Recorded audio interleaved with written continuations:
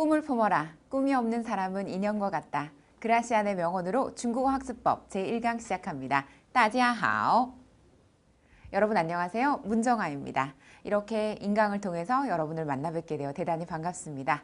오늘부터는 중국어 공부하고는 싶었는데 도대체 어떻게 시작해야 될지 막막하기만 한 분들, 그리고 중국어를 공부했다가 도중에 포기한 분들, 너무 어렵다고 여겨지시는 모든 초급자 분들을 위해서 제가 차근차근 중국어의 학습법을 안내해 드리도록 할게요. 자, 먼저 PPT 화면으로 만나보시겠습니다. 중국어의 기본적인 특징입니다. 중국어는 우리나라 말 어순과 달리 주어, 수어, 목적어로 이루어져 있는데요. 우리는 한국어는 한국인의 말들은 처음부터 끝까지 다 잘 들어봐야 됩니다. 특히나 마지막에 하는 말에서 반전이 있을 수 있죠. 하지만 중국어는 주어와 수어 부분에 앞부분에 핵심이 다 나오기 때문에 앞부분만 잘 들으시면 그가 말하려고 하는 그런 의도를 다 파악할 수 있어요. 자, 그 외에도 주어 앞에서 주어를 수식하는 성분, 또 수어 앞에서 수어를 수식하는 성분과 수어 뒤에서 보충해주는 요소 및 목적 앞에서 목적어를 화려하게 수식하는 성분으로 이루어진 중국어입니다. 중국어에 대한 언어적인 체계는 이렇게 주어, 수어, 목적어를 중심으로 한 기타 수식성 성분으로 이루어져 있고요. 자, 영어에서는 사실 주격 보어, 목적격 보어 또는 동사 수어에 따라서 주어나 목적어의 위치, 그리고 주어나 목적어에 대한 의미가 달라질 수 있지만 중국어에 있어서는 자, 함께 보시겠습니다.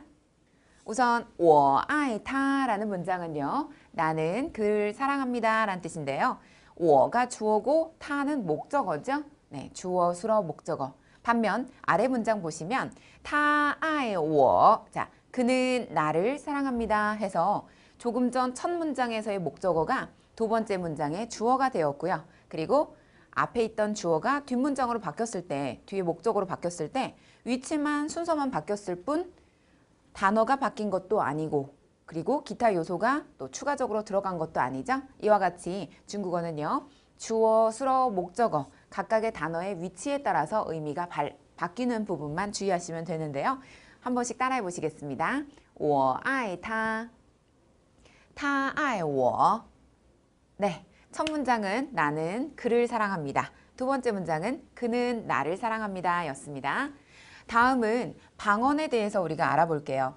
여러분, 중국어에는 7가지 방언이 있습니다. 첫 번째 북방방언, 두 번째 오방언, 그리고 상방언과 간방언, 월방언, 민방언, 객가방언 등으로 이루어진 중국어인데요. 여러분, 이렇게 많은 방언들을 다 공부할 필요가 없죠. 우리나라도 역시 서울 말을 쓰면 어느 지역에 가든 다 말이 통하듯이 중국어에 있어서도 이 방언을 구사하지 못한다 할지라도 표준어만 할 수 있으면 되는데요. 자, 이번에는 그럼 보통화라는 것이 무엇인지 함께 알아보겠습니다. 북경음을 표준음으로 하고 북방 방언을 기초방언으로 해서 모범적인 현대 백화문 저작을 만들어내는 그 표준어를 바로 보통화라고 합니다. 여러분, 여기서 백화문이라는 어려운 표현이 나오는데요. 우리가 글로 쓰고 그리고 회화체에서 말하는 이 모든 규범화된 간체자로 쓴 아주 간단한 표현들을 바로 백화문이라고 할 수 있고요. 그래서 이런 보통화에 대한 정의를 한번 살펴봤습니다. 다음은 간체자에 대한 이해입니다. 중국어 공부를 시작하려고 하는 분들이 대부분 중국어 너무 어려워요 하는 요소 중에서 첫 번째, 글자가 너무 한자어라서 어렵다는 분들이 많으세요. 그런데 여러분, 다행히도 중국어는 간체자가 있기 때문에 정말 쉽습니다. 함께 보시죠. 번체자의 필획을 간소화해서 만든 단어를 바로 간체자라고 할 수 있고요. 만든 글자를. 그러나 대만과 홍콩 지역에서는 이 번체자만 사용한다는 점, 네, 아직까지는 간체자는 대륙 본토에서만 사용된다는 거. 그렇지만 간체자 사용할 수 있으면 번체자도 거의 대부분 읽을 수 있고요. 그리고 번체자 쓰시는 분들이 간체자도 있는데 전혀 어려움은 느끼지 않습니다. 가나의 방법은 여러 가지가 있지만 그 가운데 여러분, 이런 한자어에 있어서도 생산할 때 산자인데요. 여기에 살생자를 빼고 그 다음 소리성자의 경우는 여기 귀자라든지 오른쪽 부분 요거를 다 빼고 난 뒤 이렇게 간단하게 이렇게만 쓰시면 소리 성자 셩이 됩니다. 밑에 닫기자 한번 볼까요? 닫기자 굉장히 복잡하죠. 그런데 이 왼쪽 부분을 이렇게 바꿨고요. 세조자도 이렇게 간단하게 바뀌었습니다. 자, 그리고 예술할 때 예자죠? 이 단어는 풀초변만 그대로 취해서 썼고 그리고 밑에 부분은 그냥 간단한 가불병정할 때 을자만 쓰였네요. 이와 같이 간화의 방법은 일부 부분만 사용해서 쓰거나 혹은 약간 간소화시켜서 복잡한 단어를 간소화시켜서 쓰는 방법으로 나뉠 수 있습니다. 자, 공통점으로 우리가 한자어와 중국어에서의 공통점으로 다음과 같은 사항을 꼽을 수가 있는데요. 자, 한번 볼까요? 한자어와 동일한 중국어 단어가 굉장히 많은 편입니다. 예를 들자면 학생이란 단어는 이렇게 쓰고요. 중국어로는 네, 학생.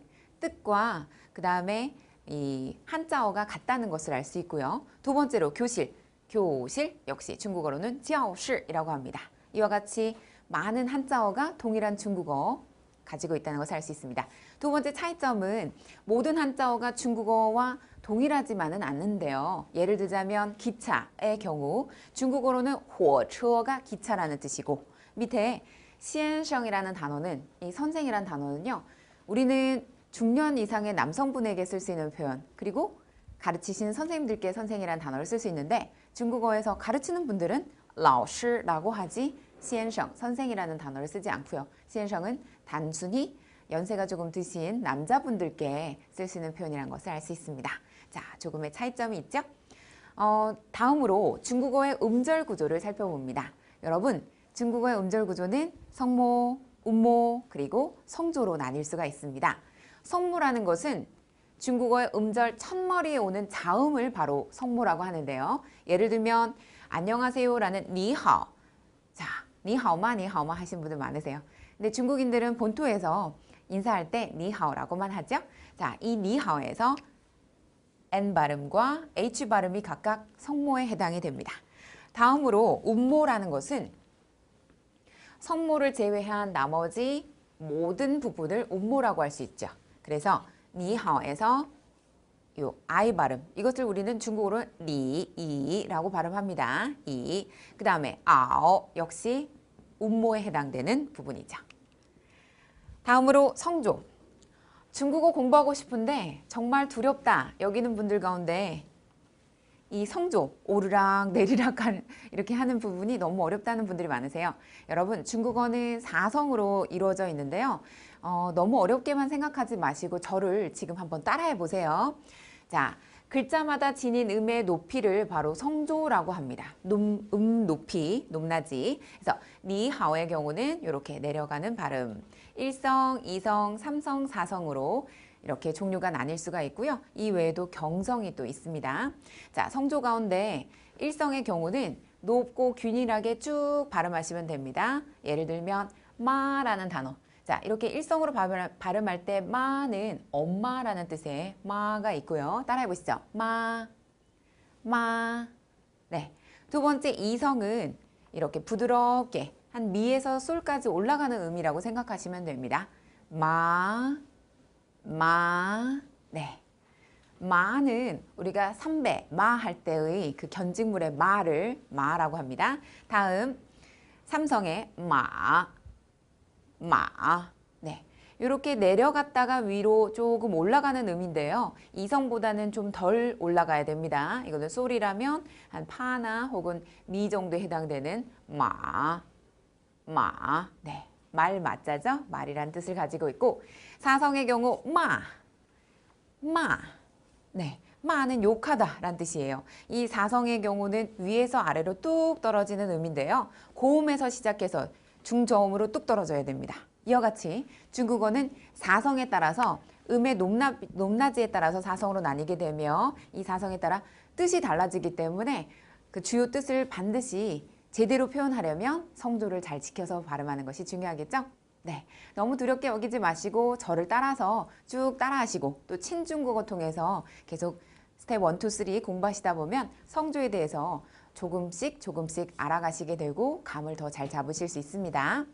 다음은 중국어의 기본적 특징, 오늘 이 시간에 배웠던 내용을 총정리하는 순서입니다. 자, 여러분, 우리가 중국어의 기본적 특징 가운데 첫 번째로 중국어의 어순을 배웠죠. 우리나라 말 어순과 달리 중국어는 주어, 수어, 목적어로 이루어져 있으며 방언과 보통화 가운데 방언, 7대 방언 중요하지 않고요. 보통어, 바로 북경음을 표준어로 삼은 그 보통어를 여러분들이 보통화라고 생각하시면 되고 이것을 배우면 전국 어디에서든 중국 그 전역에서 다 말이 통한다는 사실. 이어서 간체자, 일부 한자 자체에서의 일부 단어를 간소화시키거나 혹은 약간 변형시켜서 만든 간체자 쉽기 때문에 우리가 중국어 공부하는 데 있어서 큰 도움이 될 수 있고요. 이어서 한자와 중국어 공통점도 있지만 차이점도 있는 부분이었습니다. 끝으로 중국어의 음절 구조 가운데 성조와 또 우리가 성모, 음모에 대해서 살펴보는 시간을 가질 수 있었는데요. 여러분, 이렇게 저와 조금씩 알아가는 중국어 어떠세요? 그렇게 어렵지만은 않으시죠? 네, 다음 시간에도 여러분들께 알찬 학습법으로 인사드릴 것을 약속드리고요. 오늘도 행복한 하루 보내시기 바랍니다. 오늘 강의 이것으로 마칩니다. 好，大家辛苦了，再见。